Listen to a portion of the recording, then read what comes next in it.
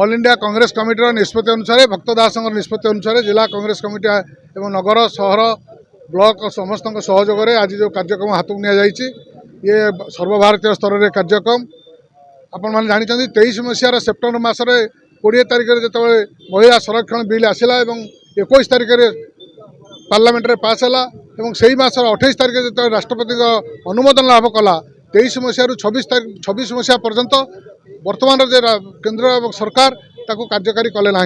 waste Bengal जो election थिला Kerala waste Bengal Assam ताकू आखि आगे रखी गत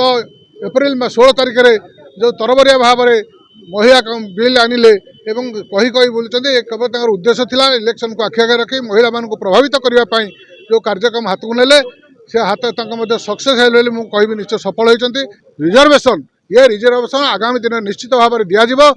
ये रिजर्वेशन ये जो पहलिका कर आज बीजेपी दल आज जो शासन करुच्ची ये मिछ कथा कही लोकों को महिला मान को एकजुट कर भोट प्रचार करने ये कार्यक्रम को निश्चित भाव में आगामी दिन में भारत वर्ष में ओडिशा रे जगतसिंहपुर जवाब देवे और महिला माने निश्चित भाव बुझीपारे जे माने केवल निर्वाचन को आखिर ये कार्यक्रम करते आज ये आंदोलन आहरी व्यापक भाव में हम राज्य सभापति राज्य कांग्रेस सभापति भक्तचरण दास निर्देश क्रमे राज्यर समस्त ब्लॉक और नगर रे एवं आम जिलार समस्त ब्लॉक नगर रे आमे नीट प्रश्नपत्र लीक रे केंद्र मंत्री धर्मेंद्र प्रधान को इस्तीफा दाबी करचु एवं द्वितीय रे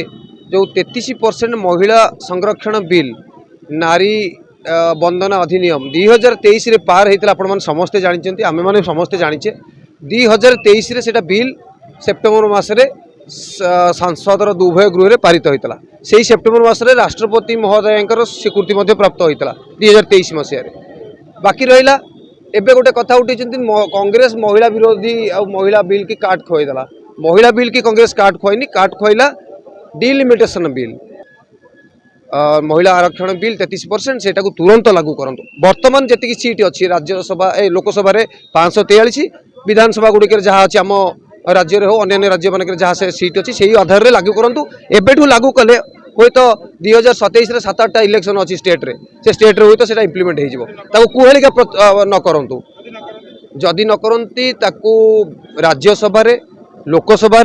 विधानसभा ग्राम सभा प्रति सहर गलिकंदी प्रति गाँव गलिकंदी विरोध करा विरोध करा